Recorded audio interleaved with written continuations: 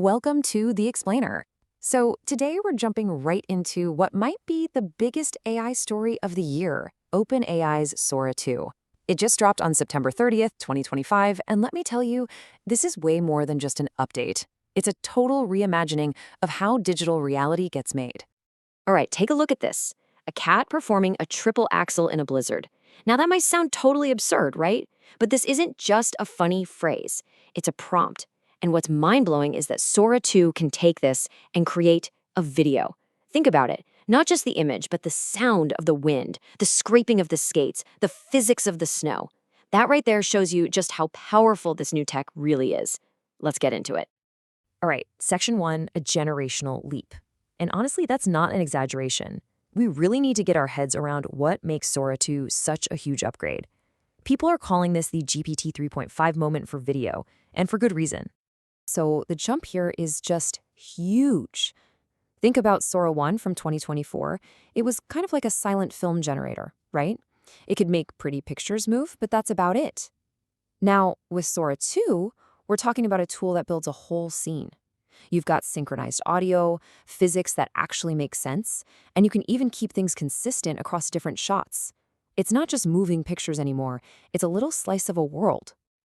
Yeah, this quote just nails it. It's a leap from a video painter to a data-driven physics engine. So what does that actually mean? Well, the first AI video models were basically just painting with pixels, trying to make things look real. But Sora 2 is trying to simulate reality. It's starting to get the mechanics, the cause and effect. So if a basketball misses the hoop, it's not going to just glitch out. It'll actually rebound off the rim in a way that feels real. And here's the really crucial part. These aren't just a list of separate upgrades. They all work together. You've got the sound, the physics, the fact that a character looks the same from one shot to the next. All of it comes together to finally get rid of that creepy, uncanny feeling you'd get from older AI videos. It feels so much more immersive. Okay, next section. The walled garden strategy.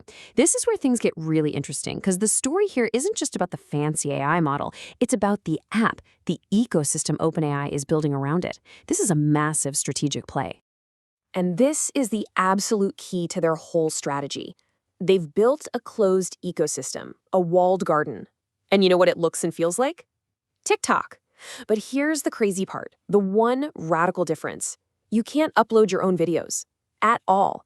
Every single thing you see on the platform has to be made right there, inside the app, with Sora 2. Wild, right?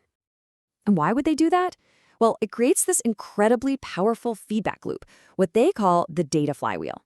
Think about it. Millions of people are creating videos. Every time you type a prompt, or like a video, or remix someone else's idea, you're giving OpenAI data. All that human feedback gets plugged right back into the model, making it better and better.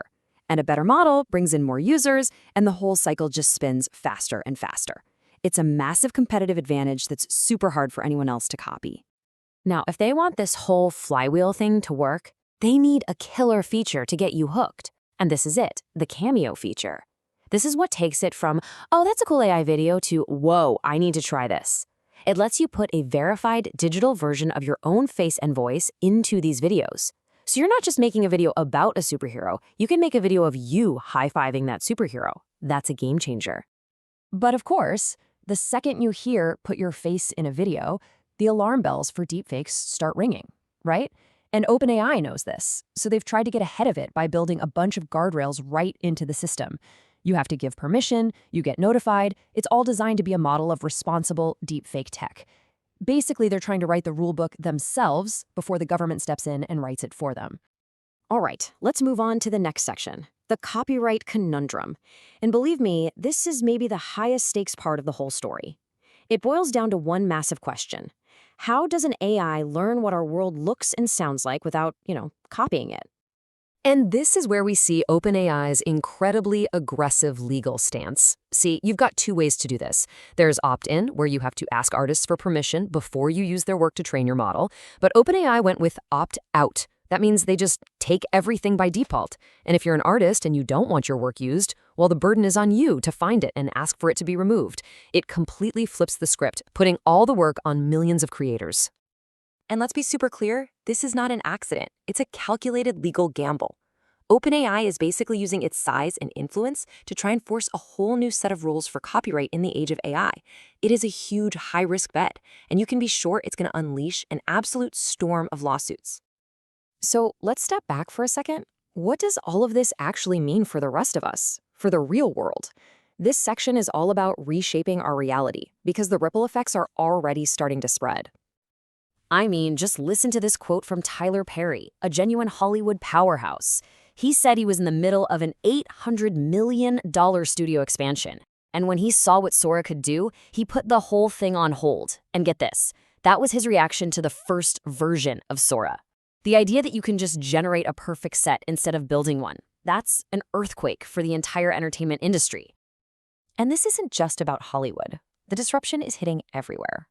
Think about marketing. You could create personalized ads for literally every single customer. Or gaming. Imagine worlds that are generated on the fly as you play. Even in education, creating super realistic training scenarios. Sora 2 is set to completely transform how work gets done across pretty much every creative field. So where does Sora 2 fit in with the competition? This chart really lays it out. And you can see it's not just about who has the best tech specs. Google is trying to weave its model, Veo, into everything it owns, like YouTube. Runway is laser-focused on professional creators, giving them tons of detailed tools. But OpenAI, they're making a totally different bet. They're building a standalone app, a destination. They don't just want to be a tool. They want to be the place you go to create and watch AI video. But that leads to a pretty serious question, doesn't it? What are the hidden costs of this new reality? When you build an entire social network around a tool that can perfectly simulate reality, you're also building a tool that can perfectly distort it. And OpenAI knows this is a massive risk. So to deal with that risk, they've built what they're calling a safety stack. It's a bunch of different layers. You've got things like digital watermarks to prove something is AI generated, filters to block dangerous prompts, and that whole consent system for the cameo feature. But here's the fundamental tension, the real pickle they're in. Every safety rail they add to protect us also holds the model back from becoming a true, totally unfiltered world simulator, which seems to be their ultimate goal. So we're left with this final, massive question. Has OpenAI built a creative tool or a Pandora's box? Look, there's no doubt that Sora 2 is a stunning achievement. It's cracking open the door to a whole new era of creativity. But it's also opening up this giant, messy maze of questions about copyright, personal identity, and what's even real anymore. The technology is here, it's real. But the rules of the road? We're just starting to figure those out.